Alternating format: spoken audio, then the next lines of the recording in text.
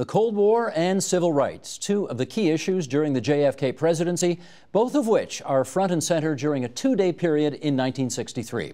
Andrew Cohen takes us through the high drama during those 2 days with a book appropriately titled 2 Days in June, John F. Kennedy and the 48 Hours That Made History. And Andrew Cohen joins us now in the studio. Nice to have you back. How are you doing? Pleased to be here. Well, you'd think every single thing about the JFK presidency has already been written, and yet you have managed to find a new way to tell the story. Where'd you get the idea to sort of frame those two issues through that 48-hour period through that prism? Well, I had been looking for a way in. I'd been thinking about JFK a long time, and I was looking for a way to say some things about JFK that maybe had not been said before. So would I write a biography? Well, we have lots of those, as you've just said, Steve. Would I write a reconstruction of the Cuban Missile Crisis, the Bay of Pigs? Done. We've done that. Yeah. Would I write a book about JFK's relationship with somebody? Almost all done. Then I came across these 2 days, and I said to myself, I didn't approach it as 2 days, I just saw two great speeches in an administration in which rhetoric really mattered. And I said, my God, two interesting speeches, two consequential speeches, and then I began to find out all the stuff around them. So I said, is there a prospect of reconstructing 48 momentous hours? I don't say the most momentous because someone's always going to say, well, the Cuban Missile Crisis is going to be more. Sure. But I thought perhaps if I could find a way to explore and animate these 2 days, it might be a way into understanding the president in a way that had not been approached before. JFK had 1,036 days in his presidency, as you tell us, so you focus on June 10 and 11 because of the two speeches? That was the way in? That was the way in. The way in was that because rhetoric so mattered. But of course, as someone said to me, well, presidential rhetoric, it's dispensable. I mean, you know, it dissipates. And so I said, but yes, but these two speeches were enormously consequential. One is about nuclear arms, and it leads to the first of the nuclear arms control treaties. The second is about civil rights, and it leads to the Civil Rights Act of 1964. We're going to go through them. I once had on this program Theodore Sorensen. After he wrote his book, Counselor, I guess, you know, we had a bit of an argument actually as to which was the greatest JFK speech of all time. And I said it had to be the inaugural address because ask not, you know, what your country can do for you, ask what you can do for your country. That had to be it. I was advised that I was wrong. Teddy Sorensen's favorite speech is as follows. Roll tape. I think the best speech he ever gave was the commencement address at American University in Washington on June 10, 1963, which we call the peace speech, the strategy of peace. It was the first speech by an American president to re-examine the Cold War, to re-examine our relations with the Soviet Union, and to re-examine what we meant by peace itself. Substance is what makes a speech great, not simply wording. You would be surprised how often that particular speech is quoted, and when I tell audiences in Canada and the United States that it was Kennedy's best speech, I often see people nodding, and many of them tell me they agree. They have read that speech and quoted it over and over. So the peace speech over the inaugural for you too? Absolutely. How come? Well, the inaugural today looks belligerent. It looks a bit bellicose. It is all about foreign policy. That was understandable. There is no heed paid really at all to civil rights. It is a beautiful piece of theater, as was Berlin, by the way. And Berlin in June of '63 follows these two speeches I look at. The inaugural is a magnificent call to, I won't say to call to arms, call to service. But it does look a little dated today, whereas the peace speech looks innovative and open and generous and modern. He said in that speech at American University, no nation in the history of battle ever suffered more than the Soviet Union suffered in the course of the Second World War. What was so particularly unusual? I mean, it's true, but what was so unusual about saying that at the time? Well, what's interesting about the peace speech is how JFK approaches it. It is, by the way, written largely in secret. It's written carefully over 6 or 7 weeks. He cuts out the State Department, the Defense Department, those secretaries will not see this speech until the hours before it. He cuts out the CIA, he cuts out the congressional leadership, all of whom might have been consulted on a major foreign policy address. Now, why was that so? Precisely because of what you've just said.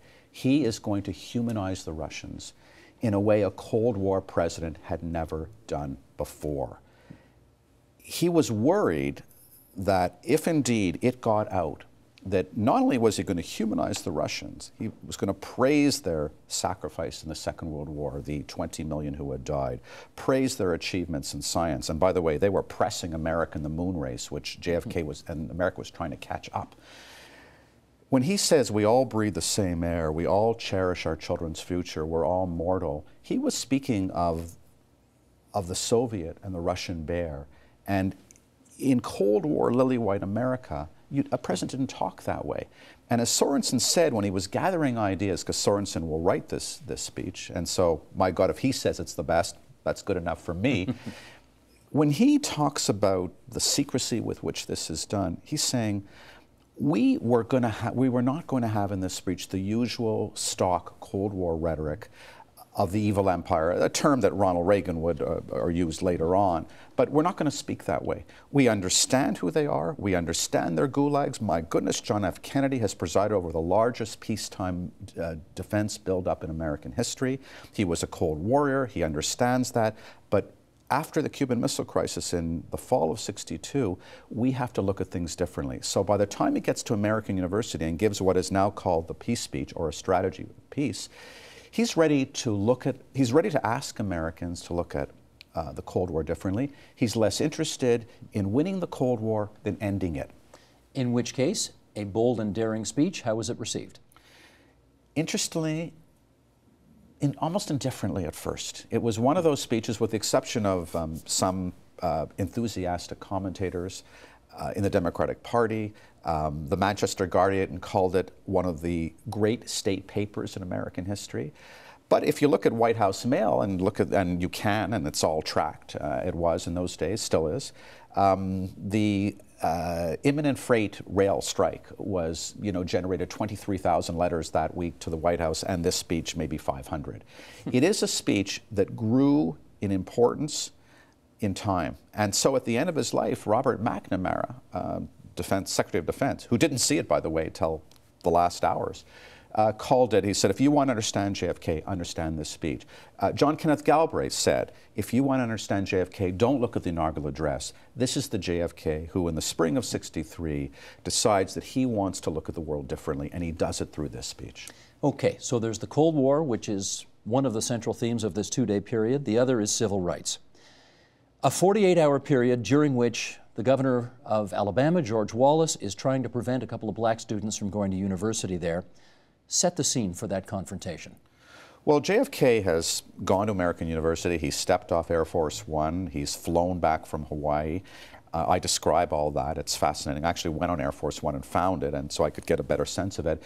And that speech, as I said, was the big thing that he thought would occupy these 2 days. But what is also going on is, while he's dealing with Khrushchev in Moscow, he's dealing with Governor Wallace in Montgomery, who at that very hour, well, by then the afternoon of June the 10th, is flying to Tuscaloosa, Alabama, where the University of Alabama is located. And he will, as he says, stand in the schoolhouse door to prevent James Hood and Vivian Malone, two Negro, as they're then called, students, 20 years old, from entering. It will be called the stand in the schoolhouse door. The Kennedys know it will take place, exactly the hour it will take place, at 11 a.m. on June the 11th, though that's the next day. And while they are making this overture to Khrushchev and handling Cold War summitry and Cold War diplomacy, they've got this ornery little man with a big complaint in Alabama who's giving them fits. Who's the number one segregationist at the time. And who has only been governor for 4 months. And you'll remember, almost everybody will, they'll have seen the clip, who in his inaugural address says segregation yesterday, segregation today, segregation forever. And that has been, he feels he must do this. He had lost the primary for the governorship in '58 because he had been, quote, out-niggered. And in 1962, he wins the governorship because nobody can be more of a racist than he is, and now he's going to deliver on that. So he'll stand in the schoolhouse door, and the Kennedys are in Washington, worried enough as they are about Khrushchev, have to understand and have to find a way to deal with him. How will they get rid of him? How will they integrate the university without causing a riot in Tuscaloosa? Because whether he wants them or not, 50,000 Klansmen have gathered outside Tuscaloosa, population about 16,000, and they're saying, Governor, whether you want our help or not, if you integrate this university, we're marching on it. Now, that was no idle threat, because in the spring of '63, America's exploding, and riots are as common as grits in the South, and there had been a virtual regional insurrection at the University of Mississippi in September of '62. So 8 months earlier, we have the Cuban Missile Crisis and this integration crisis, and both Kennedys learned a lot from on these two seminal issues. And he's saying in the on the Monday and the Tuesday, June the 10th and 11th, how do I handle Wallace and not have another riot? And by the way, I'd like to win the South again, because it's the cornerstone of the Democratic Party, and I'm up for re-election in '64, and I've won by about that much in 1960. That's a lot of balls to juggle. It is. Was he prepared to arrest Wallace? They didn't want to, but they said, if we have to, we will. And that's the interesting thing. When you follow this hour by hour, which I was able to do, you see all of the strategy sessions in the White House, in the Justice Department, down in Alabama. And you follow them and you see the Kennedys don't think this guy's very worthy. He is as indifferent to their scorn as to their charm. They can't get through to him. He won't take anybody's calls. He won't talk to them. Bobby has met him in April, and it's been a terrible... Just for our younger viewers, Bobby is Robert Kennedy, the president's brother, who's the Attorney General. Absolutely. And Bobby's been down there, and it's a bad meeting. The governor keeps trying to trap him, tapes the meeting, and it's not going well. Lyndon Johnson was the vice president at the time. And of course, the guy who would go on to become president and bring in far-reaching civil rights legislation. Was he involved in this crisis at all? Lyndon Johnson is a gray, someone said, spectral figure at this point. The Kennedys distrust him. There is some doubt in the White House whether he'll be on the ticket in 1964, but I think quite seriously he would have been. He has very firm ideas, and one of the failings of the Kennedys, particularly Bobby, who loathes Lyndon Johnson, and Lyndon Johnson loathes Bobby, is that they don't use Lyndon Johnson in the way they should. And Lyndon Johnson does understand the South. He's from the South. He's a Texan. And he is giving advice. He's passing advice to Ted Sorensen. He calls Sorensen and talks to him for over an hour. Ted Sorensen doesn't get a word in because Johnson just talks about the dangers of introducing a civil rights bill, how to handle Wallace, all the things you Kennedys are doing wrong. And this is because he can't get through the president, he's going to try getting through Sorensen. So Johnson has a role, and Johnson is one of those advisors who says to JFK, don't give that speech on Tuesday evening, you're not ready. And everybody, except Bobby, advises JFK not to give the civil rights speech at 8 p.m. Tuesday, June the 11th. I'm going to talk about that speech in just one second, but before we do, I'm actually not going to tell people how this resolves itself. Let's let them read the book. They can read it. But the one thing that I found actually quite stunning, I don't know where you found this letter, but there's a letter that after the situation resolved itself, Bobby Kennedy sits down in his office and writes to his 3-year-old daughter, Carrie Kennedy, who's the ex-wife of the current governor of New York. And we have this letter. Let me just read this, and then I'm going to ask you about it. It says, Dear Carrie, thank you for coming to my office this morning.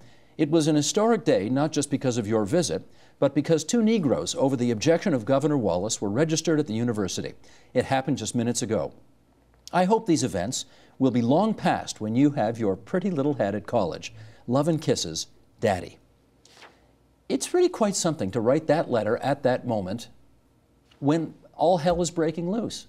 Could we go back just a second to revisit Carrie's visit to his office? Because she was there that morning. She was. So it's June the 11th, and we've got Khrushchev. Something's happened in Vietnam, which sends the president reeling that morning. Bobby Kennedy is worried about how this is going to play out in Alabama. Will the governor refuse to step aside? Will they have to arrest him? If they arrest him, will they have to charge him with contempt of court? If they charge him with contempt of court, is the judge going to throw him into jail? If he's thrown into jail, is there going to be a riot down there? And are we going to lose the control of the situation as we did in Mississippi 8 months earlier? this day of all days, having talked to his brother on the telephone that morning, he arrives at his office with 4 of his 8 children. And it's not bring your children, bring your daughter and son. He's always bringing his kids to the office, and his big Labrador Retriever, the ill-tempered Brumus, is with him. And the kids arrive in the office, and they are deciding they're going to play hide and seek. They're deciding they're going to go on safari. And Bobby Kennedy is handling the crisis in Alabama with his deputy Nick Katzenbach and John Doerr, who will become paladins of the civil rights movement. They're down there. He's got his brother at the White House. He's got Burke Marshall, one of his other advisors, with him, and he's got his kids. So while he is handling this, his kids are everywhere, including the 3 years and 9-month-old Carrie, who's as cute as can be. There's a reason his kids are in the office that day. He's nervous. The Kennedys are nervous. While JFK is the captain of cool, and we'll see that later on when he goes on TV with an unfinished speech, the truth is they're nervous because they just don't know how this is going to play out. And one of the things, if I may say, Steve, that I push back against are those who say it was all scripted and what happened in Alabama. It wasn't scripted. How could it be? It wasn't scripted. Yeah. So Carrie is there. She's with her 2 brothers and another sister. And they dominate his morning, and they demand a Coke, and he says, how can you have a Coke? It's time for chocolate milk at this hour. He sends them home. But he is a wonderful father. And as you say, at 5:40 p.m. in Washington, 3:40 p.m. in Tuscaloosa, there's a 2-hour time difference in those days, the governor has just stepped away. And Bobby is writing this note. And when I came across this note, it's so poignant. And Carrie loves that note. She's framed it. It's on her wall. It was on her wall at Hickory Hill, the estate in Virginia where she grew up. And she loves that note. And how'd you find it? Well, actually, one of the things I was able to do, and one of the reasons I could reconstruct this as I have, is I had access to something that really no one else has. And that was documentary film footage. That was shot by Robert Drew, the early cinema verite filmmaker, which is a story in itself. The documentary film was made into a documentary, 52 minutes, which appeared on American TV in October of 1963. It's called Crisis: Behind a Presidential Commitment.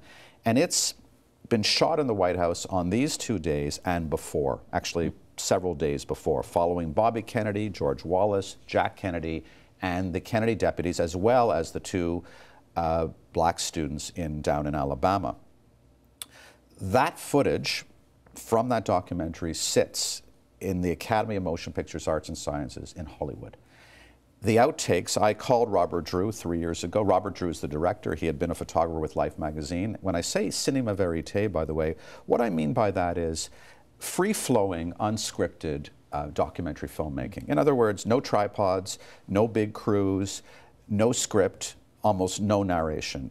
Filming just, and he had filmed JFK in the Wisconsin primary in 1960, taken that film, showed it to JFK in late 1960 after he'd been elected, before he became president in the interregnum. Kennedy said, I love this, and asked Robert Drew, what do you want to do now? He says, I want to film a crisis in the White House. Well, one thing the Kennedys could provide were many crises. They had those. They were mainly foreign policy, and the Kennedys said, you can't come in during those. But then they see there will be this confrontation on June the 11th. Robert Drew's cameras are in the White House with Bobby Kennedy on these 2 days. That film, the outtakes, I thought, how much would there be? There had to be a lot. When I called Robert Drew 3 years ago, he was at the end of his life. He didn't really want to talk. Asked 3 questions. Said, Mr. Drew, how many hours of film did you film? And he said, 26. It's actually, Steve, far more than that. I said, where is it? He said, it's at the Academy in Los Angeles. I said, can I see it? He said, yes, if you negotiate, which I did. Went out there, saw it, put me in a screening room, a 1970s console.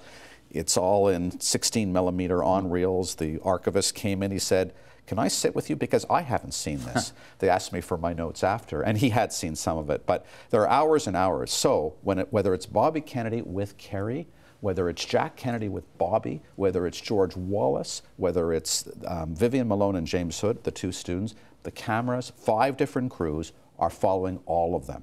If you are doing what I'm doing and trying to reconstruct something, it doesn't get any better than that. Gold mine. It is. Yeah. We got about 5 minutes left here, and I really want to get into this speech. John Kennedy makes this speech about what transpired in Alabama that day. At what time does he make the speech? At what time does he get the speech? In contrast to the speech the day before, the peace speech, which we've talked about, which was carefully crafted over several weeks, admittedly by a tight circle, almost done in secret, but carefully honed, so much so that JFK flies Ted Sorensen out to Los Angeles and then to Hawaii to come back with him on Air Force One so they can go over the speech. He also invites Averell Harriman, his diplomatic troubleshooter, and Mike Mansfield, the Senate Majority Leader, also to come on that plane with him. So it's a carefully crafted speech. Next day, entirely differently. George Wallace backs down at 5:40 p.m. Washington time. JFK has booked the networks for 8 p.m. And in those days, if the president, as opposed to today, if a president booked the networks, all three of them then, they all were there. Unlike today when Barack Obama can give a speech and the networks don't all cover the speech. They all ignored it last time. All ignored it, except I think there was one that did, but they all pretty much ignored it. He says to Ted Sorensen at 5:45, we think, Ted, it's time to give that speech on civil rights. And Ted Sorensen, who is his wordsmith, who has been with them 11 years in this enormously successful collaboration, says, what speech? Oh, don't worry. Bobby's got some material, the Justice Department, he can send you over. 2 hours and 15 minutes. Thereupon, and this was a job for Ted Sorensen, Jack Kennedy says, I'm going swimming, which he does. Which he did every day. Did every day, twice a day in the White House pool. JFK goes swimming, Ted gets to work. And he has no file. Really no file at all. So he's going back to a valedictory address he gave in Nebraska, his native Nebraska, in the late 40s, in which he is describing then, as the liberal he was, the plight of the Negro, as they're called then, Negro American. And that informs this speech. We are now getting close to the speech. It's 7 o'clock. JFK does something he's never done before. He leaves the Oval Office and walks down to Ted Sorensen's office and says, Ted, how's it coming? Ted says, just coming out of the typewriter now. Well, it wasn't just coming out of the typewriter then or now. It didn't come out of the typewriter really till about 3 minutes before JFK goes on the air and is in the Oval Office. I tell the story. There's a lot of other things that happen in this madcap, feverish afternoon in the White House, which involves phone calls to Arthur Schlesinger, who's nowhere near the White House. He's in Boston at his 25th reunion. But by the time JFK goes on the air, he doesn't have a complete speech. And so the speech will break at about, it's a 13, 14-minute speech. It'll break at the 11th minute mark, and JFK is winging it. But it is a head-spinning, knockdown masterpiece. And what is he doing there? As he's talked about morality the day before, as he's talked about Americans, appealing to Americans to see the Soviets differently, he's saying to Americans, see black Americans differently. This is no longer a legal crisis. It is a moral question. He gets to the end of the typed written speech and then wings it? Wings it. For 2 how minutes, long? 10 seconds. But Steve, if anybody could wing it, it was JFK. No, I hear you, but there's a president in the Oval Office today who doesn't give a speech unless it's all there in a teleprompter for him. This guy had a speech in his hands, and when he got to the end of the speech, he just winged it. You know, Steve, when you look at this guy, and people ask, you know, about that steely self-confidence. Well, this is a guy who had won every election he had fought. He had been in the war. He had nearly died 4 times. There was very little JFK didn't think he could do. Now, a lot of people in reconstructing this speech said, oh, he was the captain of cool, and he was, up to the last 5 minutes, when even he is beginning to pace. And Bobby, who had been the lone person in his circle to tell him to give the speech, who had said, oh, don't worry, he can just extempore it, wing it. Even Bobby's getting nervous. But it does break. You won't really see it on camera. But you know, you get a certain sense it's a little bit off script. But it doesn't matter at that point because he said what he's going to do, and what he's going to do is introduce the Civil Rights Act of 1964. And he does. And some historians will call this day, June the 11th, 1963, the most important day in the history of the Civil Rights Movement because something else will happen just after midnight. In a segregated subdivision in Mississippi, there will be a murder, and that will send Jack Kennedy reeling at 3 a.m. that morning. That's Medgar Evers. It is.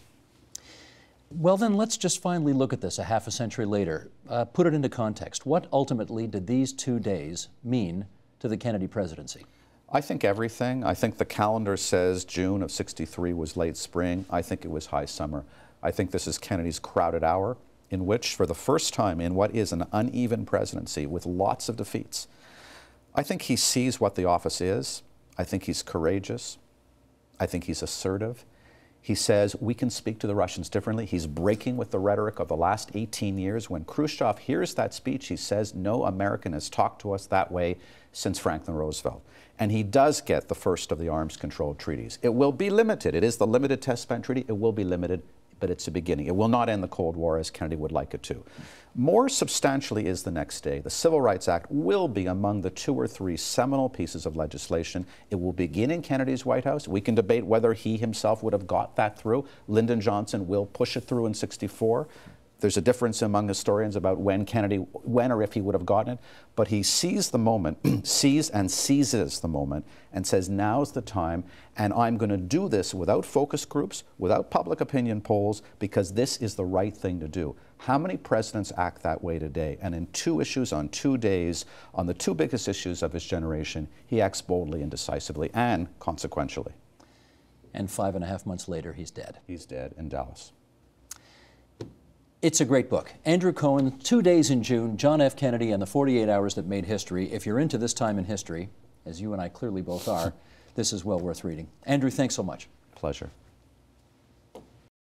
Support Ontario's public television. Donate at tvo.org.